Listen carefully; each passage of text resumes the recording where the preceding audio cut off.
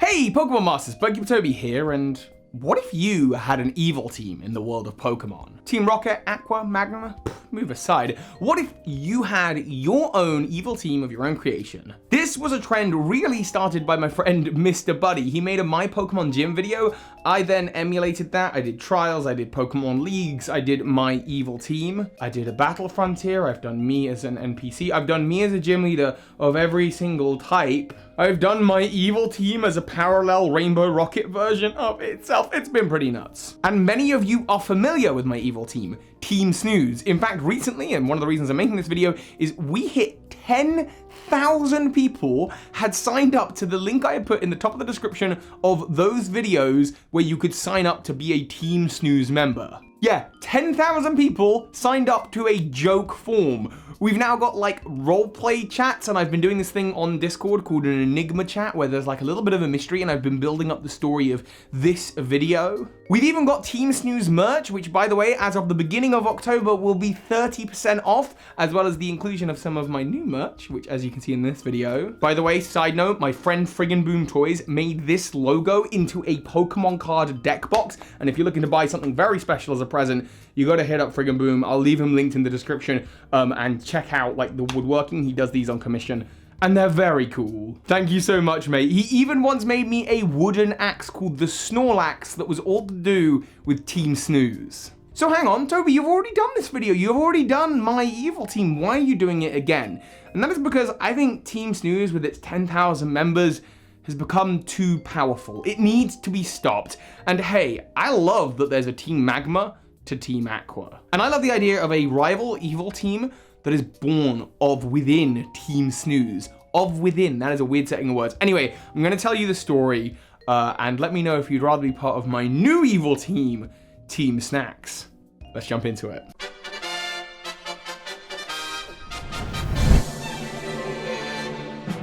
Okay, Pokemon Masters, so as I've mentioned on the Discord, there's this roleplay chat, and there's the Enigma chat, and there's basically been some preludes to the story of this video, and that is that within Team Snooze, there is a prominent Pokemon scientist, Dr. Fennel. Dr. Fennel is from Generation 5, and she researches the dream yard and the sleeps of Pokemon, very fitting for Team Snooze, but she's also a professor, a bit of a go-getter, and the leader of Team Snooze is me, and I nap a lot. That's kind of where Team Snooze was born. My love of Snorlax, a Pokemon that just kind of sleeps and eats, which is the second part of this video. So I am the Team Snooze leader, and the Team Snooze grunts and admins are really you. Anyone who envisions yourself one of these 10,000 signups. If you call yourself a member of Team Snooze, you wear the merch, whatever. Okay, you're a member of Team Snooze, but I don't see any reason you couldn't be a member of both, or that your story doesn't evolve. And as I mentioned earlier, I've got this new evil team, Team Snacks. Here they are, here are the grunt outfit designs and our logo for now, and this artwork has all been done by the amazing Axe Allen, who's done artwork on this channel before, but they really knocked it out of the park with this. I'm definitely gonna be working with them on some future videos, but yeah, Axe Allen, thank you, you're amazing. And these are the Team Snacks grunts. So where did they come from, and how did they come from Team Snooze? Well, I'm gonna tell you the story of Pokemon Sword and Shield 2, my new versions of the game in which the origins of these evil teams will take place. So imagine, if you will, the protagonists of those games starting in Wedgehurst, going on their journey, meeting the new professor, Professor Sonia, and perhaps at some point in the early part of that game, Dr. Fennel has arrived with a group of ex-Team Snooze grunts. They're now just kind of disgruntled people that have traveled all the way across the Crown Tundra, where, according to our roleplay, one of the Team Snooze headquarters are. Dr. Fennel has come with these disillusioned Team Snooze grunts for one reason. They used to be part of this evil organization, Team Snooze, but Team Snooze, it's not actually doing anything. We promised world domination for minimum effort, but world domination never happened. And after waking up, you know, these guys are hungry for more. They're actually very, very hungry, and they're stopping off with Professor Sonia just to grab a bite to eat before they get the train off into the rest of the Galar region. Now, this is a sequel to Sword and Shield. Just imagine the plot is very, very similar, just without a Chairman Rose and Macrocosmos and Team Yell, Marnie and Bee are the new gym leaders. Cool. The main characters go off, go about their journey, go to Mostoke to set up for the League. And this is the first encounter with Team Snacks. Because I love the idea that in a region filled with stadiums for gyms, the people that are serving you food at the stadiums while you're in your seats are Team Snacks grunts. They've been given jobs all across the region and all of the various stadiums. Except they're not very good at their newfound jobs. Instead of offering you food items like lemonade and Castelia cones, they're just up for a battle. And Team Snooze grunts use a variety of food-themed Pokemon. We're talking about Alcremie, Vanillite, Swirlix, and Applin. It's all about food, and yet Munchlax is the only kind of joining, connecting factor with Team Snooze. Because it munches, it's a Munchlax.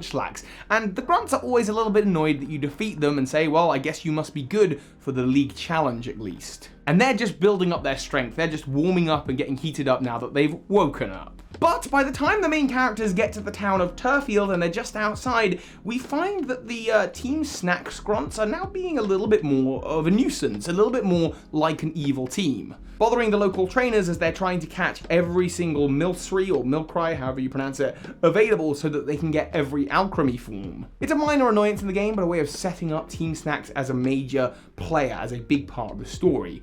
It's not until you get to Hilbury that the events in the story really kick off. For in Hilbury, there is a restaurant that in Sword and Shield 1, you would normally adventure into to find Chairman Rose feasting. But this time around, Nessa, rather than being at the lighthouse, is at the restaurant enjoying some food. So the protagonist has to go to the restaurant to find Nessa, and there, in the restaurant, Team Snacks burst in and they're all eager for a fight. They're disturbing everyone at mealtime. That's the kind of thing Team Snacks does. But one of their members is standing out. Someone who feels like Team Snacks should be respected.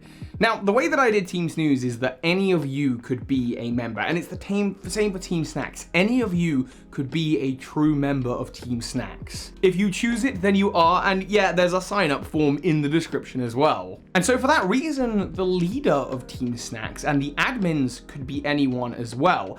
And because I'm the leader of Team Snooze in this story, I decided not to have the artist, not to have Axel and do me as the Team Snacks leader, but rather to have my best friend Falcone host, who streams live on Twitch, and you should check him out. I'm going to leave a link to his stream at the description. Anyway, he is the image that I gave for the evil team leader. Also because Dan is very particular about good foods. He's Italian and it's part of his heritage. And I'm just there gobbling up Domino's pizza and he's like, it's not real pizza! Now, this distinguished ex-member of Team Snooze, identifiable by the thing that I don't know what it's called that he has around his neck, the little scarf that is made of Team Snooze outfit, that is the way of the past. He sees these Team Snacks members battling and he wants to take charge. He decides, the Team Snacks, you know what? We deserve to be respected. They served under the lazy leadership of Team Snooze for so long. And Team Snacks is a force to be reckoned with, and you're gonna have your first battle with some admins. And again, the admin design's absolutely beautiful. We think the lady is named Candy, which I love. And they'll use the evolved forms of Pokemon from before, as well as Pokemon like Tropius and Poltegeist. The Galar region has some really good Pokemon for this theming. The protagonist, of course, will defeat you, Team Snacks grunts, and you and the leader will kind of swear, do you know what? We are going to be the most respected evil team in the whole of the Galar region. Does Galar even have an evil team? I heard there was a Chairman Rose guy and a Team Yell, but they're not real evil teams. He'll say that we are going to prove to Team Snooze what a real evil team looks like, and heads off.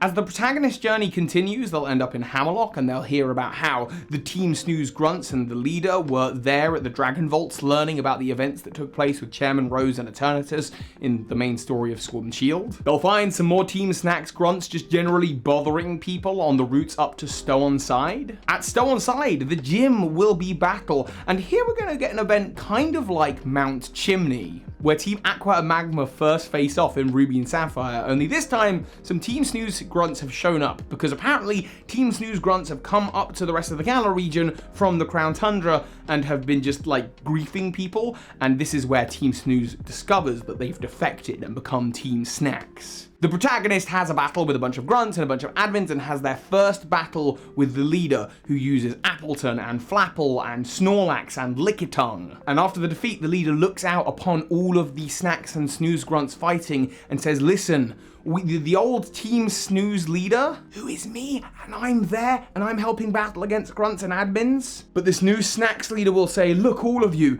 my children, this man, this rubbish Team Snooze leader, he didn't lead you to glory. He didn't make you an evil team. There was no world domination. You just napped all the time. Join me and you will be glorious, and there will be the best evil team in the Pokemon world. And we actually see a few Team Snooze grunts kind of get rid of their robes, their onesies, and kind of leave, although I assume they're wearing Snacks outfits underneath, otherwise that's weird. We see that more people have defected, and now Team Snacks is becoming quite deadly. In Bellanola Town, I'm saying that wrong, you know, Bede is now the gym leader, great, it's Sword and Shield too, that's really kind of secondary to this story.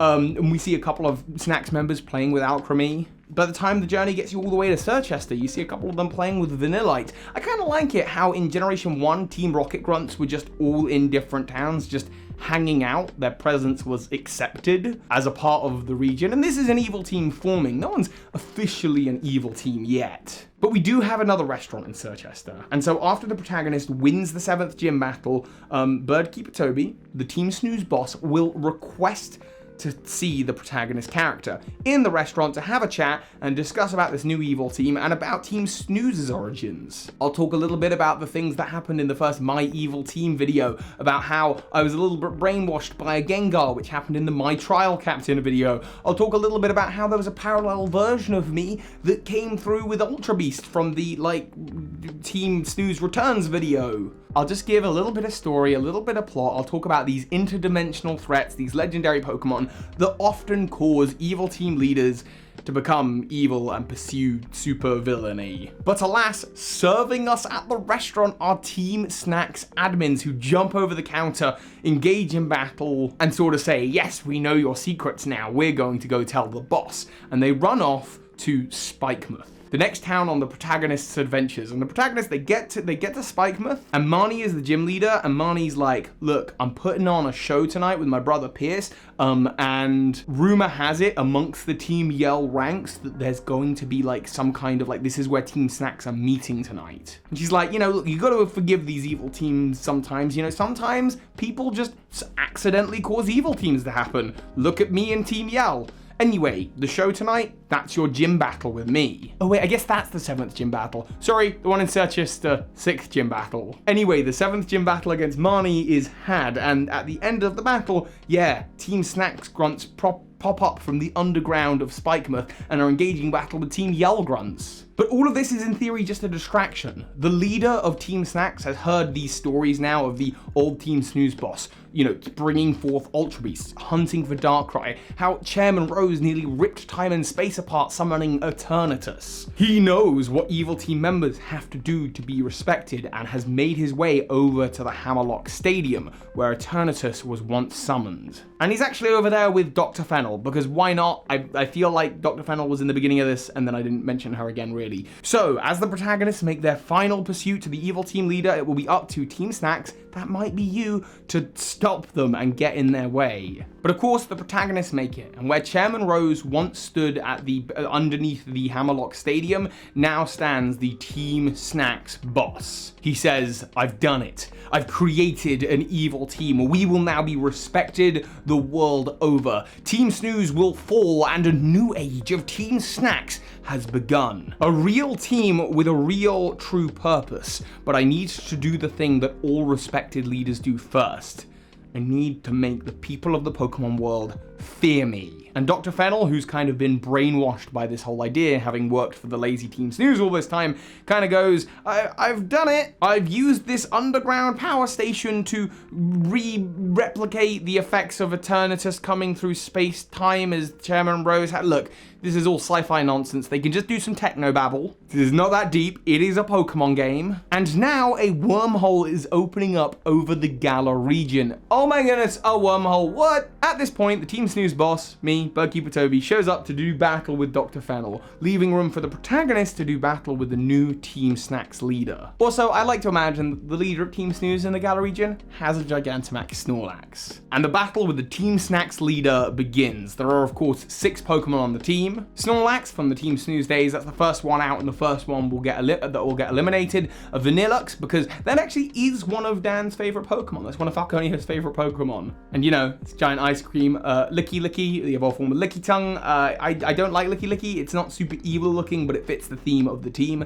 Appleton and Flapple, Galar region's own dragons, or maybe their version exclusive, in which case Alchemy or Poltergeist could be on the team. And then the final team member is a G-Max Gengar with its giant gaping mouth. It's a little bit of a world eater and should be nice and terrifying in the battle for this hypothetical game. However, of course, the evil team member will be thwarted, and the Team Snooze boss and the Team Snacks boss can have a little bit of a chat about how world domination was only really the goal when the Team Snooze leader was kind of possessed by a Gengar, and that was a whole thing that, again, I've talked about in the Trial Captain video and in other videos. The Pokemon world doesn't need to be taken over, and even though Team Snooze is seen as an evil team, they're not really doing that much evil nowadays, and that's the point. Maybe Team Snacks will hate this idea and go, no, we need to be more productive, we need to do something. We can't be doing with all this laziness. It's not getting anyone anywhere. And the two will disappear, probably destined to fight forever. Or maybe not. Maybe they'll reconcile. Maybe it'll have a happy ending. But I like the idea that Team Snooze and Team Snacks can continue into the future as a Team Aqua and Team Magma going on forever. Of course, this leaves the protagonist with the trouble of cleanup. There's now a wormhole open above exactly where Eternatus was in Sword and Shield. And that wormhole, it was releasing the ultimate eating Pokemon, the Ultra Beast Guzzlord, and it's Dynamaxed. So like, it's really big, and it's probably going to destroy the world and eat the world unless the protagonist can stop it. And heck, maybe you as a Team Snooze or Team Snacks Grump will join them in the double battle. Maybe at this point, if the story wants, Leon can appear to go ahead and help the protagonist go get the help of the legendary Pokemon. I don't think it's necessary for this Team Snacks, Team Snooze story. But ultimately, the ultimate Team Snacks Pokemon, a Dynamaxed Guzzlord, will be defeated and destroyed, leaving Team Snooze and Team Snacks still out there in the Galar region, exploring the Pokemon world, exploring the Crown Tundra, and working out what their stories are next. And those stories are really decided by you. There are so many of you who are in the Discord server, discord.gg/BirdkeeperToby, role-playing these characters, working out where you fit into it, what Pokemon are on your team. There's a certain roster of Pokemon that only Team Snooze can use, and the same for Team Snacks. You've also got the Team Snacks sign-up form, as well as some other links that you should check out. Falcone hosts a Twitch channel, of course, Friggin' Boom, making me the Snorlax and making me this incredible logo that is going to be on merch alongside some of the Team Snooze merch. So it might even be there by now if you want to check the link to the store as well. If you want to be involved in this community, there's a lot of links down there to check out. And of course, links to Axe Allen's work, which is incredible. I think Team Snacks looks just amazing. Thank you for helping me bring this idea to life. I hope you've enjoyed this little telling of a different version of events, a different story. Thank you for watching. And of course, soar high, Pokemon Masters. This is Ash Ketchum. You just watched a video by Birdkeeper Toby. That makes you a Pokemon Master. A special shout out to those of you supporting this channel on Patreon, including the big patron of the month, Lemon Baby. Thank you, everyone.